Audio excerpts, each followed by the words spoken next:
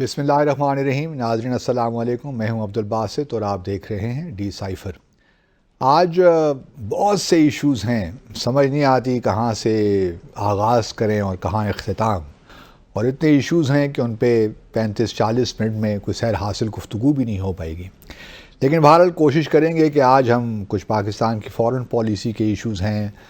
افغانستان پہ ایک بڑی اہم کانفرنس ہونے جا رہی ہے کل دوحہ میں. اس کے علاوہ پاکستان میں جو کچھ ہو رہا ہے وہ بھی ہمارے سامنے ہے. پھر پرائم منسٹر مودی کا وزٹ ہوا یو اے ای اور قطر, اور مالدیوز اور بھارت کے درمیان کچھ پرابلمس چل رہے ہیں. اسی دوران امریکہ کے deputy secretary of state Richard Verma وہ بھارت, مالدیوز اور سری لنکا کے دورے پہ جا رہے ہیں. اور پاکستان, ہم تو اس وقت جن حالات میں گھرے ہوئے ہیں ہمیں تو سمجھ نہیں آ رہی کہ ہم نے اپنے اندر ملکی حالات کیسے ٹھیک کرنے اور باہر دنیا کے ساتھ کیا کرنا ہے. لیکن آج کوشش کرتے ہیں کہ تھوڑا بہت پہلے سیگمنٹ میں چاہوں گا کہ تھوڑا سا ہم اکانومی پہ بات کریں, کیونکہ اکنامک چیلنجز قدر زیادہ ہو گئے ہیں, اور جب تک پولیٹیکل عدم استحکام رہے گا تو معاشی حالت بدلنے میں ہم کیا توجہ دے سکیں گے. تو ایک ویشس سائیکل میں ہم پھنس گئے ہیں, اور سچی بات تو یہ کسی کو نہیں سوچ رہا کہ ہم کس طرح اس کوگ مائل دلدل سے نکلیں, کیونکہ یہ دلدل تو مزید گہری سے گہری ہوتی جا رہی ہے اور کسی کے پاس کوئی حل نظر نہیں آ رہا. لیکن کوشش یہی کریں گے تھوڑا سا سمجھیں. آج میرے ساتھ اسٹوڈیو میں تو نہیں لیکن کراچی ہمارے بہت اچھے دوست خرم شہزاد, جو کہ ماہر معاشیات ہیں, آپ ان کو دیکھتے رہتے ہوں گے ٹیلی ویژنز پہ, ان کو پڑھتے بھی رہتے ہیں آپ, تو ان سے تھوڑی میں بات چیت کروں گا اور جاننے کی کوشش کریں گے کہ پاکستان کے جو معاشی جو اس وقت بحران ہے اس سے کس طرح نکلا جائے. خرم شہزاد صاحب, بہت شکریہ ڈی سائفر میں آنے کا. بہت بہت شکریہ عبدالباسط صاحب, مجھے اپنے پروگرام میں انوائٹ کرنے کے لیے بہت شکریہ. اچھا, میرا تو دیکھیے خیال یہ ہے کہ اس وقت جو انتخابات میں دھاندلی کے متعلق باتیں ہو رہی ہیں اس میں تو اب دو ہی راستے ہیں. ایک تو یہ ہے کہ یہی نگران سیٹ اپ کام کرتا رہے, کیونکہ ایک طرف تو پی ایم ایل این کہتی ہے کہ ہمیں نہیں بنانی ہے حکومت, آپ خود ہی کر لیں جو کرنا ہے. پیپلز پارٹی بھی تھوڑا بہت نیگوشیٹ کرنا چاہ رہی ہے, تو ہر کوئی اپنی قیمت بڑھا رہا ہے. میرا اپنا تو خیال یہ ہے کہ eventually P M L N اور پی پی پی میں کم ٹوگیدر جوائن ہینڈز, اور شاید یہ کوئی سیٹ اپ بن ہی جائے. آپ کیا سمجھتے ہیں؟ اس سے پہلے کہ میں اکانومی میں بات کروں, آپ کا سیاسی تجزیہ کیا کہتا ہے؟ دیکھیں عبدالباسط صاحب, آپ نے بالکل صحیح کہا. اس وقت بڑی انٹرسٹنگ صورتحال ہے جو کہ جسے میں کہتا ہوں انپریسیڈنٹڈ ہے تھوڑی. اور وہ کس طرح سے ہے؟ وہ کچھ اس طرح سے ہے کہ اگر آپ پولیٹیکل پارٹیز دیکھیں تو نارملی میرے خیال میں 78 یا اس کے بعد جو الیکشنز ہوئے ہیں اس میں جتنے بھی سیٹ اپس آئے ہیں, جس پولیٹیکل پارٹی نے رول کیا ہے اس نے اپنی اگلی جو ہے امیڈیٹ الیکشنز میں یعنی کہ نیکسٹ الیکشنز میں اس نے وہ کامیابی حاصل نہیں کی. اور ایسا یہ 78 یا 80 کے بعد سے جو ہے وہ نہیں دیکھا گیا. کوئی بھی پارٹی آتی ہے وہ ایک رول کرتی ہے, اس کے بعد نئی پارٹی آتی ہے یا پارٹی چینج ہو جاتی ہے. اس مرتبہ یہ تھوڑا ڈفرینٹ ہوا ہے کہ 2018 میں جس پارٹی نے الیکشن میں لیڈ لی تھی 2023 میں بھی اسی طرح سے انڈیپینڈنٹس نے اسی پارٹی کو ریپرزینٹ کرتے ہوئے لیڈ لی ہے, اور یہ انپریسیڈنٹڈ ہے. پھر دوسری بات یہ, آپ کے پی کے خاص طور پہ دیکھ لیں, اس کی ایک ہسٹری رہی ہے کہ کبھی بھی جو ہے جو پارٹی اس کو رول کرتی ہے اس نے اس کو دوبارہ الیکٹ نہیں کیا. اس مرتبہ یہ ہوا. پھر اگر آپ یہ دیکھیں کہ اسٹاک مارکیٹس اور یہ جو انویسٹر سینٹیمنٹ ہوتا ہے یہ نارملی اس طرح سے ہوتا ہے کہ الیکشن کے فوراً بعد سے ایک سپورٹ آتی ہے مارکیٹ میں, ایک کلیئرٹی آتی ہے, ایک ڈائریکشن ملتی ہے مارکیٹ کو, کوئی بھی حکومت بنائے. لیکن اس مرتبہ ایسا نہیں ہوا, اور اس مرتبہ بالکل ایسا اس لیے بھی نہیں ہوا کہ کوئی بھی پارٹی تیار نہیں ہے. اور انٹرسٹنگ پوائنٹ یہ ہے کہ زیادہ تر پولیٹیکل پارٹیز جو ہیں وہ آپس میں ہر کوئی جو ہے وہ اس وقت شکایت کر رہا ہے, اور اسی وجہ سے کہ جی اس کے ساتھ جو ہے وہ پرابلم ہوئی ہے اس الیکشن میں. تو یہ بڑے انپریسیڈنٹڈ اس وقت حالات ہیں. لیکن تو میں یہ پبلک پوسٹنگ بھی تو ہو سکتی ہے نا خرم, پبلک پوسٹنگ کے لیے کر رہے ہیں. کون نہیں چاہتا کہ حکومت کی سیٹیں بیٹھے, بلکہ مریم نواز نے تو پورا پروٹوکول بھی لے لیا آج سے پنجاب گورنمنٹ میں. بالکل. دیکھیں میں اس میں ایک پوائنٹ ایڈ کروں گا, وہ یہ ہے کہ اس وقت حالات ایسے ہیں عبدالباسط صاحب, اگلے 6 مہینے میں بہت کرٹیکل جو ہے سچویشن ہوگی اکانومی کی. تو مجھے لگتا ہے کہ ان سیاستدانوں کو دو چیزوں کی ریئلائزیشن ہوئی ہے. ایک تو یہ کہ کسی کے پاس اس طرح سے لیڈ نہیں ہے اور سارے آپس میں اس وقت جو ہے وہ دیکھ رہے ہیں کولیشنز کس طرح سے بن سکتی ہیں, کون اپوزیشن میں بیٹھا ہے, اور زیادہ تر لوگ جو اپوزیشن میں بیٹھنا چاہ رہے ہیں اس کی وجہ بھی یہی ہے کہ اگر آپ مائنورٹی گورنمنٹ بناتے ہیں اور پھر آپ حکومت بنا لیتے ہیں, صرف حکومت بنانا انف نہیں ہوگا اس بار, کیونکہ اس مرتبہ جو ہے بزنس ایز یوزول نہیں ہو سکتا. تو یہ میرے خیال میں پولیٹیکل پارٹیز کو ریئلائز ہو رہا ہے کہ اگر ہم حکومت میں آ بھی جاتے ہیں تو یہ جو بڑے ڈیسیجنز ہیں جس کو اکانومی کی ضرورت ہے, جس میں قرضوں کی ادائیگیوں کو بہتر بنانا, ان کو مینج کرنا, ٹیکسز کو کم کرنا, انویسٹمنٹ کو بڑھانا, گروتھ کو سسٹینیبل بیسس پہ جو ہے وہ بڑھانا اور امپلائمنٹ جنریٹ کرنا, یہ اتنا آسان نہیں ہوگا. اور آئی ایم ایف کو ساتھ لے کے چلنا تاکہ یہ سارے مسئلے جو ہے حل بھی ہو سکے اور آپ کو لیکوڈیٹی ڈالر جو آپ کو چاہیے, کیونکہ 7-8 بلین ڈالرز پہ آج آپ کے ریزروز ہیں, وہ آپ کو انف نہیں ہوں گے, اگلے 3-4 مہینے کے لیے بھی انف نہیں ہے وہ. تو یہ میرے خیال میں ریئلائزیشن آ رہی ہے. تو یہاں پہ یہ ہونا چاہیے کہ سب کو بیٹھ کے کچھ نہ کچھ وے آؤٹ نکالنا چاہیے, چاہے وہ مائنورٹی گورنمنٹ ہو یا پھر ایک کہتے ہیں کہ جی آپ کولیشن گورنمنٹ بنا لیں. تو مجھے لگتا ہے بہت حالات جو ہے اس وقت چیلنجنگ ہے اکانومی کے پرسپیکٹو سے, اسی لیے کوئی پارٹی جو ہے آ کے لیڈ نہیں کرنا چاہ رہی, وچ از انفارچونیٹ. لیکن اب چارٹر آف اکانومی پہ تو ہم پہلے بھی باتیں سنتے رہے ہیں. شہباز شریف صاحب جب پرائم منسٹر تھے پی ڈی ایم کی حکومت میں تو بات کر رہے تھے کہ چارٹر آف اکانومی پہ بات ہونی چاہیے, کچھ فنڈامنٹلز جو ہیں ان پہ اتفاق ہو جائے تو بات آگے بڑھے گی. آپ نے آبویسلی الیکشنز میں مختلف پارٹیوں نے اپنے اپنے منشور بھی دیے.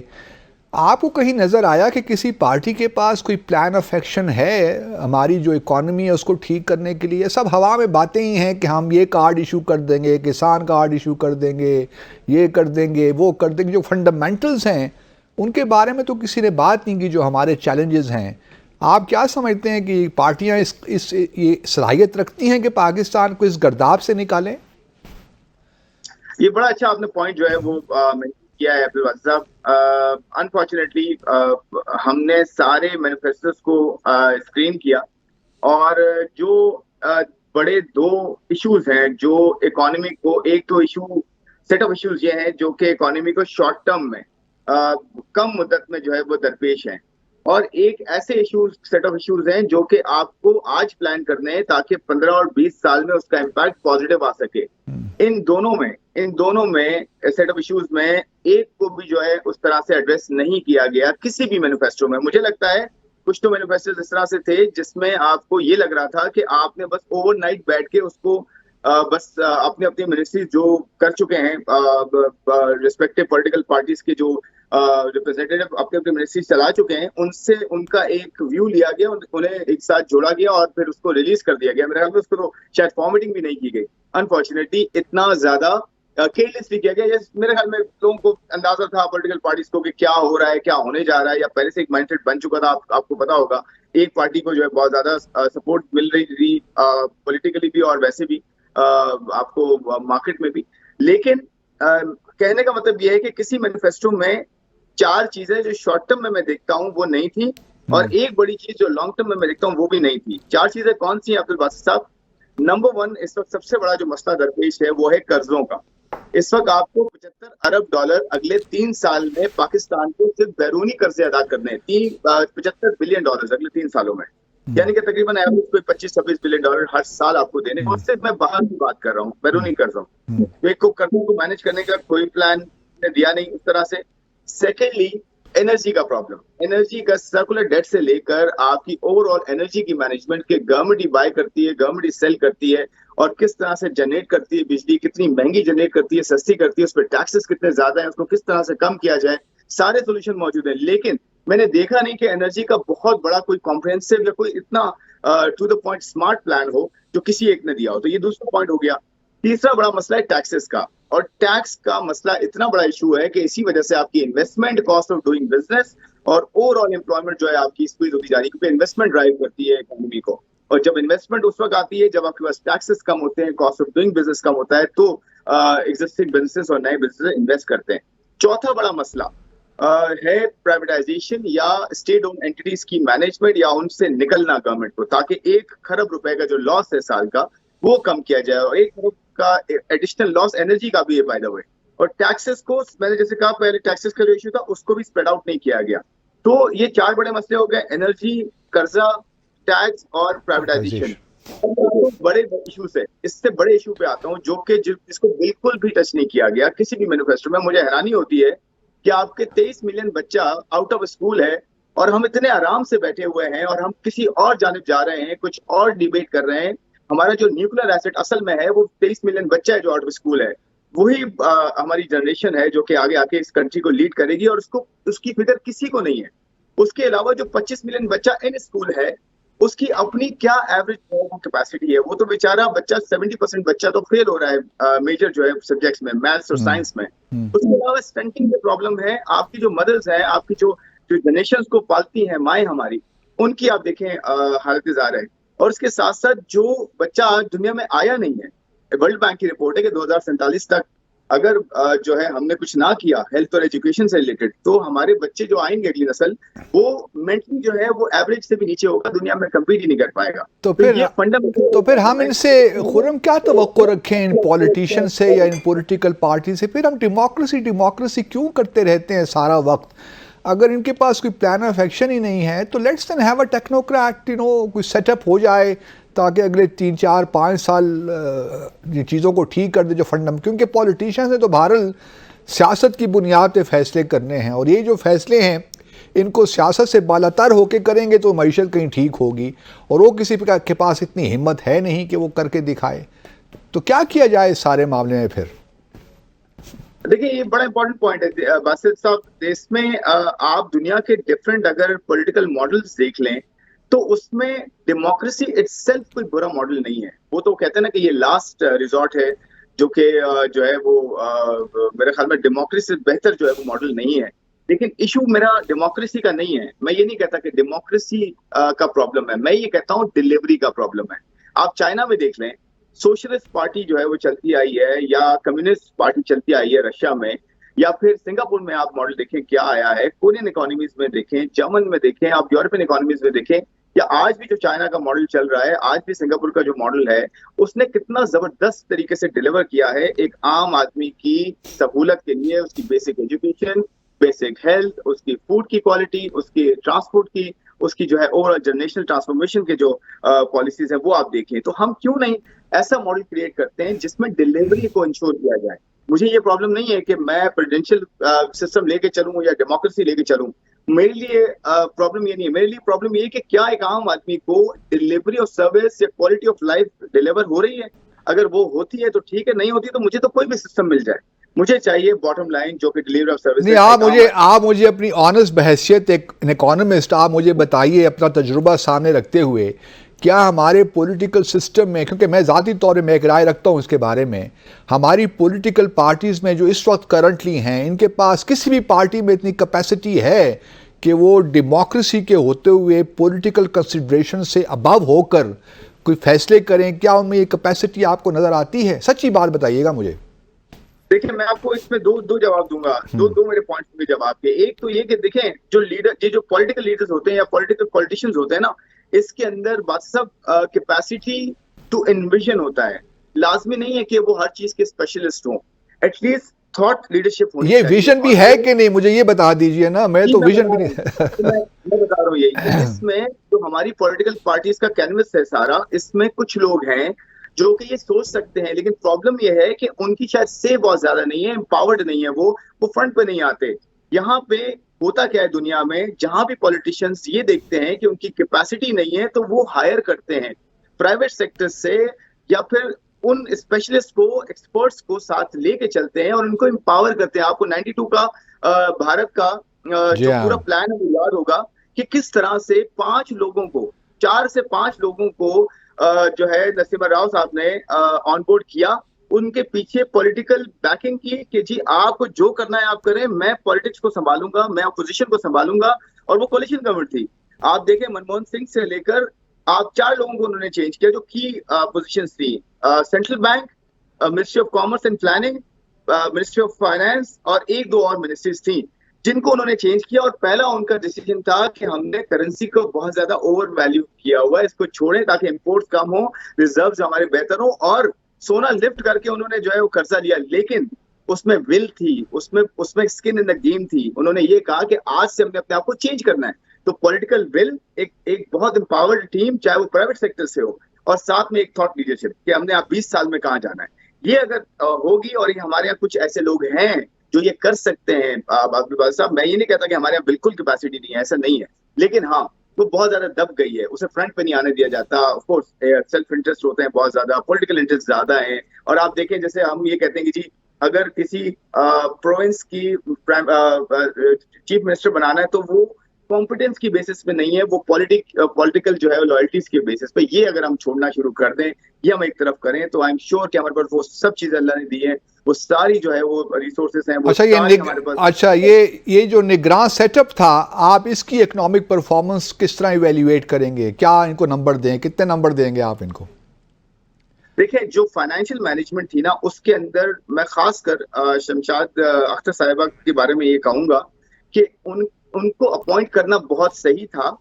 اور آلدو یہ سارے ہمارے وہ جو ہے انڈیویجولز ہیں, پرسنل ہیں, جو کہ ہسٹری میں بھی جو ہے ریسنٹ ہسٹری میں بھی جو ہے پرفارم کر چکے ہیں, آ چکے ہیں from time to time.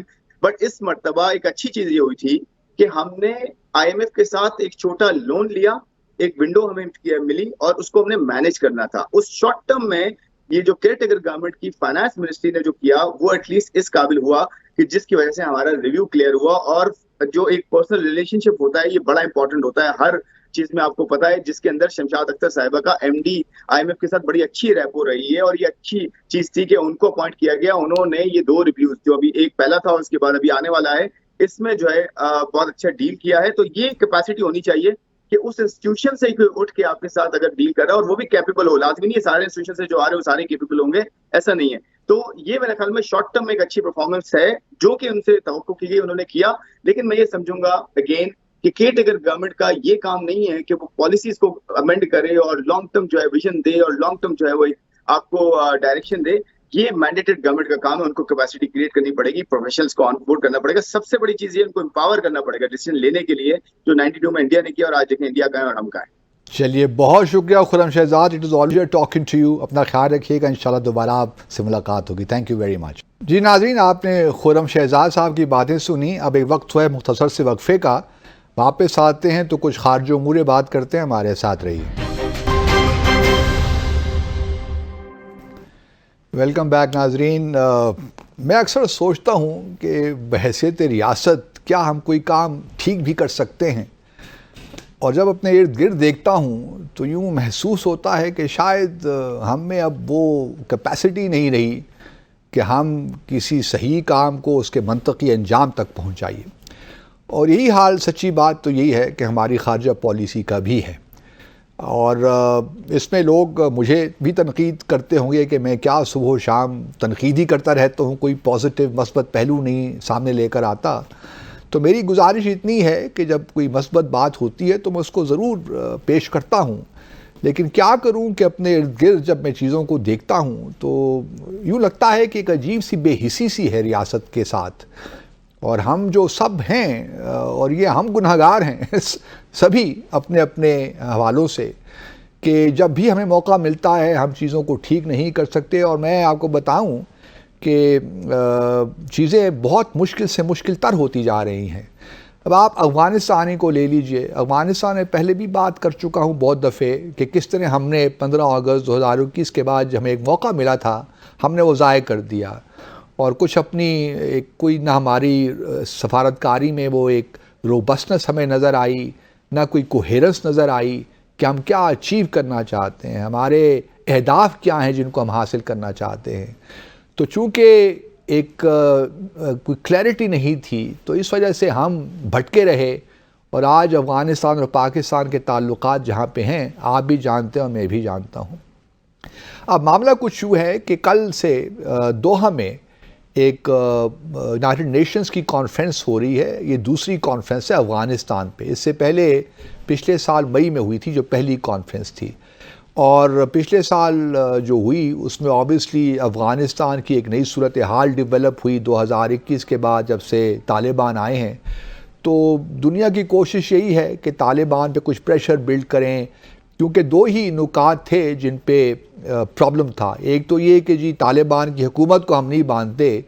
Taliban کو چاہیے کہ جو دوحہ ایکارڈز تھے 29 فروری 2020 کے, جو طالبان اور امریکہ کے درمیان ہوئے تھے، اس وقت طالبان پار میں نہیں تھے، تو طالبان اس پہ عمل کریں اور ایک براڈ بیسڈ گورنمنٹ بنائیں، ایک ریپرزنٹیٹیو گورنمنٹ بنائیں۔ اور دوسرا نقطہ یہ تھا کہ جی خواتین کو بھی حقوق حاصل ہیں، ان کو کام کرنے کا حق بھی حاصل ہونا چاہیے، ان کو تعلیم حاصل کرنے کا بھی حق حاصل ہونا چاہیے۔ تو یہ وہ باتیں، دو باتیں تھیں جس کی وجہ سے دنیا نے طالبان کی حکومت کو تسلیم نہیں کیا، اور اس میں یوں کہہ لیجیے کہ پاکستان بھی شامل ہے، پاکستان نے بھی تسلیم نہیں کیا۔ گو کہ ہمیں چاہیے تھا کہ ہم ذرا اپنے آپ کو ذرا ڈیفرنٹ طریقے سے پوزیشن کرتے، اور میں پہلے بھی یہ کہتا رہا ہوں، جب ہم نے اپنے آپ کو الائن کر دیا علاقائی پوزیشن کے ساتھ کہ جی جو ہمارے جو نیبرز ہیں، جو ہمارا ریجن ہے، سینٹرل ایشین کنٹریز ہیں، جب تک ایک مشترکہ متفقہ فیصلہ نہیں ہوتا پاکستان اکیلا کچھ نہیں کرے گا۔ اسی دوران ہم نے دیکھا کہ چین نے تو باقاعدہ طور پہ پالیسی، یہاں تک معاملات آ گئے ہیں، اور اگر چین کے ساتھ ہم کوآرڈینیٹ نہیں کر سکے اپنی افغانستان پالیسی، تو پھر آپ اندازہ لگا سکتے ہیں کہ ہم افغانستان میں کیا کر رہے ہیں۔ اچھا، اب دوحہ میں جو کانفرنس کل سے شروع ہونے جا رہی ہے، اس میں اقوام متحدہ کے سیکرٹری جنرل بھی آئیں گے، اور اس میں پاکستان بھی ہے، انڈیا بھی ہوگا، یورپین یونین کے ویسٹرن کنٹریز بھی ہیں، امریکہ بھی ہے، روس اور چائنا بھی ہوں گے، تو یہ تمام ممالک ہوں گے، اور اس میں دیکھا جائے گا کہ کس طرح طالبان پہ پریشر بلڈ کیا جائے۔ اچھا، مزے کی بات یہ ہے دوستو کہ پچھلے سال کانفرنس ہوئی تھی، پہلی کانفرنس دوحہ کی، اس میں طالبان کو نہیں دعوت دی گئی تھی، وہاں ان کو مدعو نہیں کیا گیا تھا، لیکن اس بار طالبان کو مدعو کیا گیا اور کہا گیا کہ جی آپ آئیے، آپ بھی ذرا ہمیں بتائیے کہ آپ کی کہانی کیا ہے۔ اب طالبان دیکھیے کوئی ایسے ویسے تو ہے نہیں، ایک تو انہوں نے جنگ لڑی، جد و جہد کی، اب لیکن وہ سفارتکاری بھی کیا زبردست کرتے ہیں، کیا نیوانسز ہیں۔ میں بعض اوقات بڑا متاثر ہوتا ہوں the way they conduct themselves۔ یہ ہمیں کوئی شاید اب اپنے لوگوں کو وہاں بھجوانا پڑے گا ٹریننگ کے لیے۔ وہ انہوں نے کہا کہ جی ہم ذرا سوچ کے آپ کو بتائیں گے، لیکن ہماری پہلی شرط یہ ہے کہ آپ ہمیں آفیشیل گورنمنٹ ریپرزنٹیٹیو کے طور پہ، ڈیلیگیشن کے طور پہ آپ ہمیں تسلیم کریں گے تو تب ہم آئیں گے، کیونکہ اقوام متحدہ نے بہت سے اور جو گروپس ہیں افغانستان میں، خواتین کے ہیں، سول سوسائٹی کی کوئی آرگنائزیشن، ان کو بھی مدعو کیا ہے تاکہ ان کا بھی نقطہ نظر سنیں، لیکن طالبان نے یہ انسسٹ کر رہے ہیں کہ آپ ہمیں آفیشیل گورنمنٹ ڈیلیگیشن تسلیم کریں گے تو تب ہم دوحہ کانفرنس میں آئیں گے اور اپنا نقطہ نظر بیان کریں گے، اور ہمارا ڈیلیگیشن جو ہوگا وہ جو انٹرم فارن منسٹر ہیں امیر خان متقی، وہ اس کو لیڈ کریں گے۔ لیکن اب سوال یہ پیدا ہوتا ہے کہ آیا اقوام متحدہ یا جو بھی ممالک اٹینڈ کر رہے ہیں وہ اس بات کو مانتے ہیں کہ نہیں مانتے۔ دوسرا نقطہ جس پہ تھوڑی بہت کنٹینشن ہے آپ کہہ لیجئے، وہ یہ ہے کہ اقوام متحدہ کچھ عرصے سے یہ ڈسکس کر رہا ہے کہ اپنا ایک انوائے ایک بنائے افغانستان پہ، انوائے فار افغانستان یا اسپیشل ریپرزنٹیٹیو فار افغانستان۔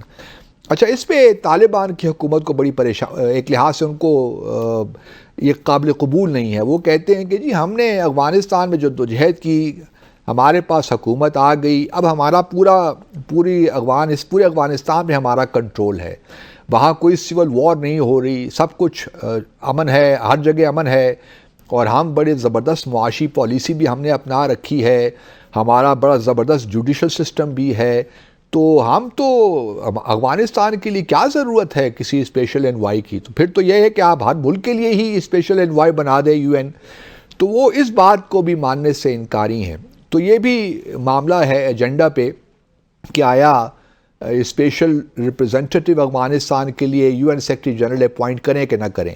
تو اس پہ بھی طالبان بضد ہیں کہ ایسا ہم کرنے نہیں دیں گے۔ تو یہ دو پوائنٹس ہیں جس پہ بات رکی ہوئی ہے، لیکن یہ آج ہوپ فلی ڈیسائیڈ ہو جائے گا، اور کل تک معلوم ہو جائے گا کہ آیا جو طالبان کی انٹرم گورنمنٹ ہے، اور ابھی تک وہ اپنے آپ کو انٹرم ہی کہتے ہیں، عبوری حکومت، تو جو عبوری حکومت آیا وہ دوحہ کانفرنس اٹینڈ کرتی ہے نہیں کرتی، اور پھر ہم اگلے 2 دنوں میں دیکھیں گے کہ پاکستان کی کیا وہاں پہ اسٹیٹمنٹ ہوتی ہے، ہم کس طرح اپنی اسٹیٹمنٹ کو فارمولیٹ کرتے ہیں، ہم کیا کہتے ہیں وہاں پہ، آیا وہی گھسی پٹی باتیں کرتے ہیں کوئی، یا نیوانسز کے ساتھ کوئی نئی بات کرتے ہیں۔ پاکستان دیکھیے ہمارے لیے افغانستان بڑا اہم ہے، اور ہم نے پچھلے دنوں دیکھا جس طرح ٹی ٹی پی نے اپنی کارروائیوں میں اضافہ کیا، بلوچستان کے جو ملیٹنٹس ہیں انہوں نے اپنی کارروائیوں میں اضافہ کیا، IS خراسان ہے، انہوں نے اپنے دہشت گردی کی کارروائیوں میں پاکستان میں اضافہ کیا.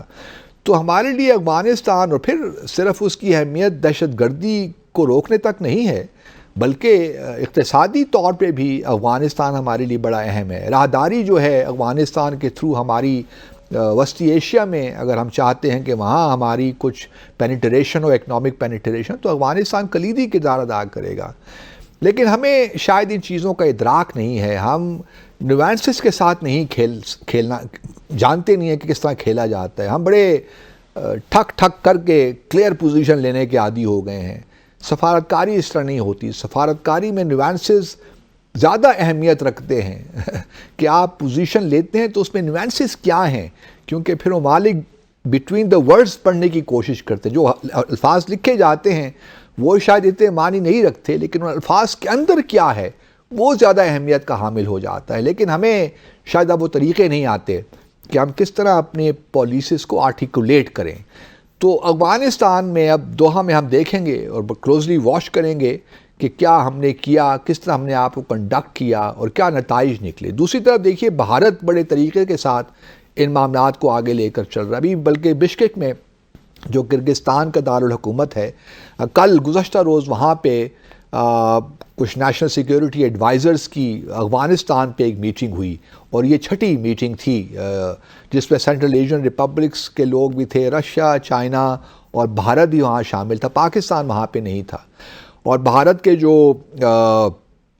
جو ڈپٹی نیشنل سیکیورٹی ایڈوائزر ہیں وکرم مسری، وہ اس کانفرنس میں اجیت دوول نہیں تھے، ان کی جگہ ان کے ڈپٹی تھے مسٹر مسری، انہوں نے اٹینڈ کی. انہوں نے اپنے جو اسٹیٹمنٹ تھی اس میں کہا کہ جی ہم انکریج کرتے ہیں وسطی ایشیا کے ممالک کو کہ وہ چاہ بہار کی جو بندرگاہ ہے اس کو استعمال کریں کنیکٹیویٹی کے لیے بھارت اور وسطی ایشیا کے ممالک کے درمیان. اب بھارت نے چاہ بہار میں انویسٹمنٹ کر رکھی ہے، وہی اس کو ڈیولپ کر رہا ہے، اور بھارت کی ایک کوشش ہے کہ کسی طرح افغانستان کی خاص طور پہ اور پھر وسطی ایشیا کی جو ہے ڈپینڈنس اگر کوئی پاکستان پہ، کیونکہ یہ سارا علاقہ لینڈ لاکڈ ہے، کوئی سی پورٹ وہاں پہ نہیں ہے، تو افغانستان تو لامحالہ پاکستان پہ ڈپینڈنٹ ہے اپنے ٹریڈ کے لیے. کراچی کی پورٹ جو ہے وہ استعمال ہوتی ہے. تو بھارت کی یہ خواہش ہے کہ افغانستان کی جو ڈپینڈنس پاکستان پہ ہے وہ چاہ بہار کے تھرو کام ہو، اور چاہ بہار کو گوادر کا ایک لحاظ سے آپ کہہ لیے اس کے مقابلے میں کھڑا کرنے کا اس کا ارادہ ہے. اور چاہ بہار کو پھر انہوں نے جو international north south international transport corridor بنا رہے ہیں اس کا بھی حصہ بنایا جا رہا ہے. تو بھارت کی یہ جو ایک لانگ ٹرم پالیسی ہے اس کے ہمیں جانا چاہیے. پھر بھارت میں یہ بھی دیکھیے کہ بھارت اینٹی طالبان تو ہے، لیکن بھارت نے اپنا سفارت خانہ وہاں کھول کے رکھا ہوا ہے. وہ اس کو ٹیکٹیکل مشن کہتے ہیں، لیکن فار آل پریکٹیکل پرپزز وہ ان کی ایمبیسی وہاں کام کر رہی ہے. اور تقریباً 500 پروجیکٹس ایسے ہیں افغانستان میں جس سے بھارت انوالوڈ ہے، بھارت نے اس پہ انویسٹ کر رکھا ہے. تو بھارت نے بڑی کمال مہارت سے، سچی بات ہے کہ افغانستان میں جو اس نے اسپیس پچھلے 2000 آپ کہہ لیجئے کہ 9/11 کے بعد سے اب تک بنائی تھی اس کو لوز نہیں کیا. گو کہ پاکستان میں بہت سے لوگوں کا خیال یہی تھا کہ طالبان کے آنے کے بعد وہ جو بھارت کو اسپیس ملی تھی وہ شاید کم ہو جائے، یہ ختم ہو جائے. یہ بات درست ہے کہ طالبان کے آنے کے بعد کم از کم بھارت کی وہ کارروائیاں جو سرکاری سطح پہ ہوتی تھیں اس وقت، ان کا جو نیشنل سیکیورٹی ڈائریکٹریٹ تھا یا جو ان کی انٹیلیجنس تھی اس کے تھرو بھارت ساری کارروائیاں پاکستان میں کرواتا تھا، وہ تو ڈیفینیٹلی بھارت کو جو ہے وہ اب وہ اسپیس حاصل نہیں ہے وہ کارروائیاں کرنے کے لیے اس طرح سرکاری سطح پہ. کیونکہ طالبان کی حکومت ہم سے جتنے بھی اختلافات رکھے وہ کم از کم بھارت کو اوبلائج نہیں کرے گی کہ پاکستان میں کچھ ایسی کارروائیاں کروائی جائے. وہ الگ بات ہے کہ ان کا TTP کے ساتھ ایک جو بھی ان کا تعلق رہا ہے ماضی میں، اب وہ اس کو اس طرح نہیں چھیڑنا چاہتے. لیکن سوال یہ پیدا ہوتا کہ بھارت نے ابھی بھی جو اکنامکلی جو ٹیکنیکل اکنامک جو کوآپریشن تھی افغانستان کے ساتھ اس کو کسی نہ کسی طور بچا لیا. اور ابھی بھی دیکھیے تو بھارت میں بہت سے اسکالرشپس افغانستان کے طالب علموں کے لیے ملتے ہیں، وہ جاتے ہیں وہاں پہ. گو کہ اس وقت بھارت میں افغانستان کے مشنز جو تھے وہ بھی بند ہونا شروع ہو گئے تھے، کیونکہ بہت سے جو سفارتکار بھارت میں تھے افغانستان کے، وہ جو پچھلی رجیم تھیں ان کے ساتھ منسلک تھے. لیکن کچھ اب سفارتکار وہاں پہ افغانستان کے ہیں جنہوں نے یہ کلیم کیا ہے کہ وہ اس نئی حکومت کو ان کے ساتھ مل کر کام کریں گے جو طالبان کی حکومت ہے. تو وہ اب کسی نہ کسی طور کام کر رہے ہیں، لیکن فنڈز کی کمی ہے آبویسلی، اور بہت سے مسائل ہیں. لیکن میں جو بات کرنا چاہتا ہوں وہ یہی ہے کہ بھارت نے اپنا ایک اثر و رسوخ برقرار رکھا ہوا ہے، اور ہماری لیے لمحہ فکریہ ہونا چاہیے کہ ہم کس طرح چیزوں کو کنڈکٹ کرتے ہیں، اور ہمارے لیے کیا آگے کیا مثالیں ہم اپنے آنے والے نسلوں کے لیے چھوڑ جا رہے ہیں. کیونکہ جس طرح میں نے شروع میں کہا، ہماری شاید کیپیسٹی اب نہیں رہی کہ ہم چیزوں کو ان کے منطقی انجام تک پہنچائیں. گو کہ سفارتکاری میں کوئی منطقی انجام تو اس طرح نہیں ہوتا، یہ ایک پروسیس ہے، کوئی ایونٹ نہیں ہوتا، ایک پروسیس ہوتا ہے، وہ چلتا رہتا ہے. آپ آہستہ آہستہ چیزوں کو آگے لے کر چلتے ہیں. لیکن ہمارا مسئلہ یہ ہے کہ ہم چیزوں کو آگے لینے کی بجائے پیچھے کی طرف دھکیل دیتے ہیں. اور کجا کہ اس وقت ہمارے بہت اچھے تعلقات ہوتے ہیں افغانستان کے ساتھ، بہت سی چیزوں پہ ہماری انڈرسٹینڈنگ ہو جاتی. ہم افغانستان کے تھرو سینٹرل ایشیا کی جانے کی باتیں کرتے، کاسا 1000 کی باتیں کرتے، اسی طرح اور بہت سے پروجیکٹس ہیں جس میں پاکستان انوالوڈ رہا ہے. آفٹر آل ہم نے بھی تو 300 سے 500 ملین ڈالر کی اسسٹنس دی ہے پچھلے سالوں میں، پچھلی ایک دہائی میں افغانستان کو. ہم نے بھی بہت سے پروجیکٹس شروع کیے، لیکن معاملہ وہی ہوا کہ جو ہم نے پروجیکٹس شروع کیے انفراسٹرکچر ڈیولپمنٹ کے، ہم ان کو بھی مکمل نہیں کر سکے. تو یہی وہ پرابلمس ہیں، ایریاز ہیں جس پہ ہم نے فوکس کرنا ہے. ہم نے بڑے بڑے بیوروکریٹک اسٹرکچرز بھی بنا دیے تھے پچھلے 10-12 سالوں میں، لیکن نتائج کیا نکلے؟ میں تو اصل معاملہ ہے نتائج کا. تو جب تک نتائج نہیں نکلتے اس وقت تک سفارتکاری میں سمجھتا ہوں کہ بے مقصد ہی ہے. اور ابھی مجھے لگتا ہے کہ ہم شاید اسی ڈگر پہ رواں دواں ہیں بغیر کسی کلیئرٹی کے کہ ہمارے اہداف کیا ہیں.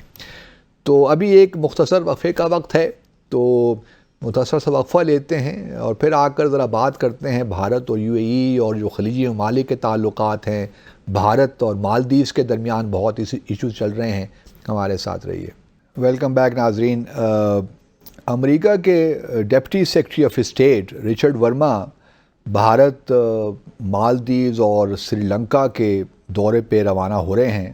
یہ دورہ جو ہوگا 18 سے 23 فروری تک ہوگا، اور اس میں ایک بڑی اہم بات، جہاں بھارت کے اور امریکہ کے تعلقات تو ہم جانتے ہیں اس میں کتنی اب گرم جوشی پیدا ہو گئی ہے، اسٹریٹجک پارٹنرشپ ایوالو ہو گئی ہے اور جاری ہے.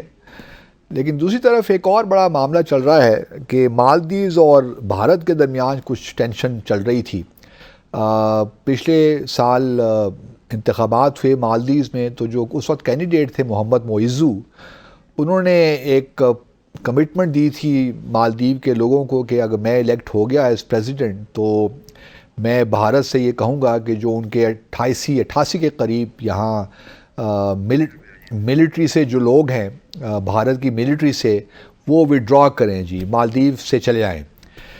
تو پھر جب ہوا یہ کہ معیزو صاحب منتخب ہو گئے مالدیو کے صدر کی حیثیت سے، تو جب انہوں نے حلف اٹھایا تو انہوں نے پھر بھارت سے درخواست کی کہ جی آپ 15 مارچ اس سال تک اپنے جو عسکری جو آپ کی پریزنس ہے اس کو ختم کیجئے.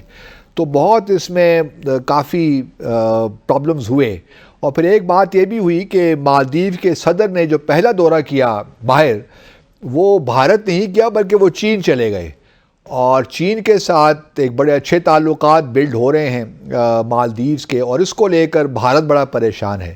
اب صرف بھارت ہی پریشان نہیں ہے بلکہ امریکہ بھی پریشان ہے. تو امریکہ کے اب ڈپٹی سیکرٹری آ رہے ہیں، بھارت بھی جائیں گے، مالدیوز بھی جائیں گے، تو ممکن ہے کہ وہ کچھ میڈیشن بھی کروائیں. لیکن اب سنا ہے کہ جو بھارت ہے وہ ایگری تو کر گیا ہے کہ جو اس کے 88 ملٹری پرسنل ہیں وہ مالدیو سے ان کو وڈرا کر دے گا، واپس بلا لے گا، لیکن کچھ ٹیکنیکل پریزنس بھارت رہے گی مالدیو سے، کیونکہ کچھ بھارت نے مالدیوز کو پہلے کچھ ہیلی کاپٹرز وغیرہ دیے ہوئے تھے، کچھ ایئر کرافٹ بھی دیے ہوئے تھے، تو ان کی مینٹیننس کے لیے بہرحال ٹیکنیکل پریزنس چاہیے۔ تو یہ ایک امپورٹنٹ ایلیمنٹ تھا، میں نے کہا میں آپ کے ساتھ شیئر کر لوں۔ دوسری طرف پچھلے ہفتے بھارت کے جو وزیر اعظم ہیں نریندر مودی، انہوں نے یو اے ای کا دورہ کیا، اس کے بعد وہ قطر گئے، اور یہ بھی دورے بڑے کامیاب رہے، دورے زبردست رہے، کیونکہ اگر آپ دیکھیے تو یو اے ای اور بھارت، محمد بن جو زید ہیں النہان جو صدر ہیں یو اے ای کے، ان کی اور پرائم منسٹر مودی کے درمیان ملاقات ہوئی، اور دونوں ممالک نے بائی لیٹرل انویسٹمنٹ ٹریٹی پہ بھی دستخط کیے، اور اب یو اے ای بڑے زبردست طریقے سے انویسٹمنٹ کرنے جا رہا ہے، بلکہ بھارت اب تقریباً آپ کہہ لیجئے کہ چوتھی بڑی جگہ ہے، باہر دنیا ملک ہے جس میں یو اے ای کی انویسٹمنٹ آ رہی ہے۔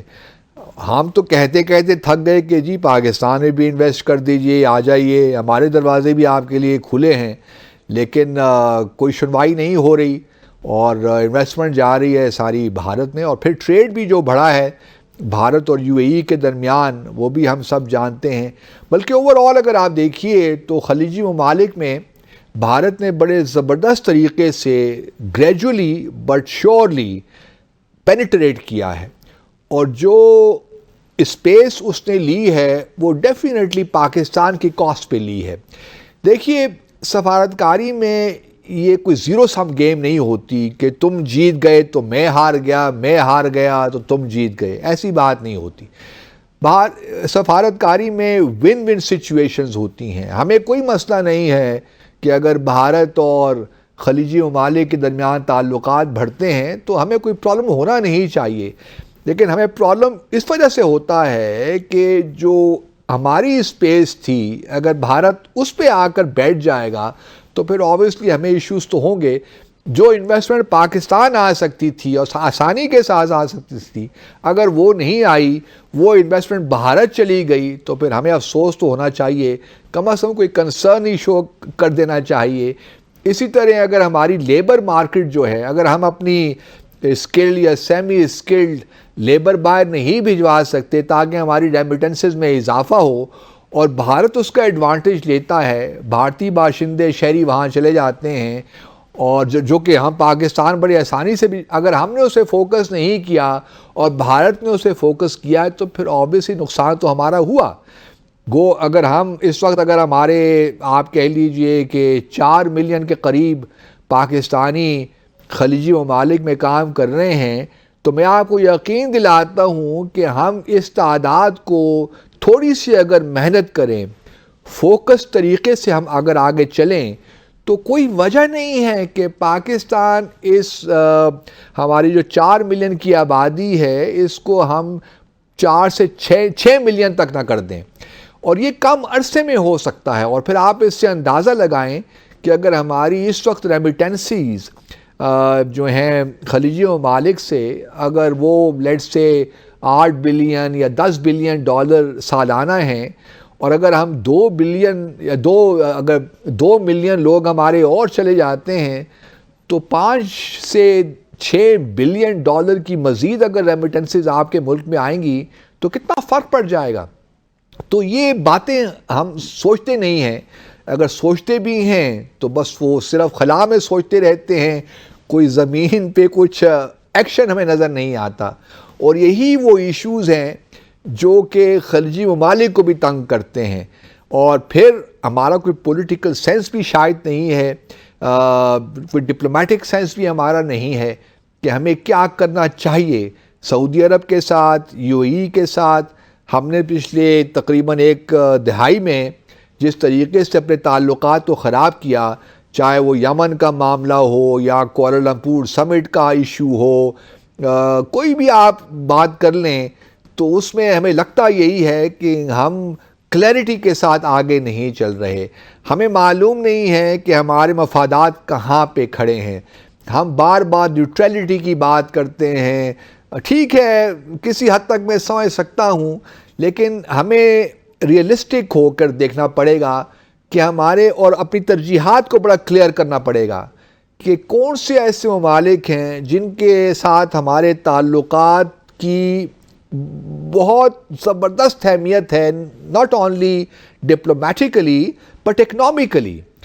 یہ اگر ہم اپنے ذہن میں ہمارے کلیئرٹی آ جائے کہ جی کہاں پہ کن ممالک کے ساتھ ہمارے جو اقتصادی تعلقات ہیں وہ بنیاد کی حیثیت رکھتے ہیں، تو میں آپ کو یقین دلاتا ہوں پھر چیزوں کو آگے لے کر جانا اور اہداف حاصل کرنا قطعاً کوئی مشکل نہیں ہوگا.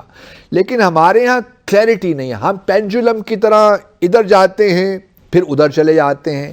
اس لیے فارن پالیسی کو یکسوئی کے ساتھ اپنے اہداف کو پرسو کرنے کا وہ ہمارے پاس شاید اب ہنر نہیں رہا. اسی وجہ سے ہم نے خلیجی ممالک کے ساتھ جو ان کے ہاں ہماری اسپیس ہونی چاہیے تھی وہ ہم نے لوز کی ہے، اس میں قطعاً کوئی شک نہیں ہونا چاہیے.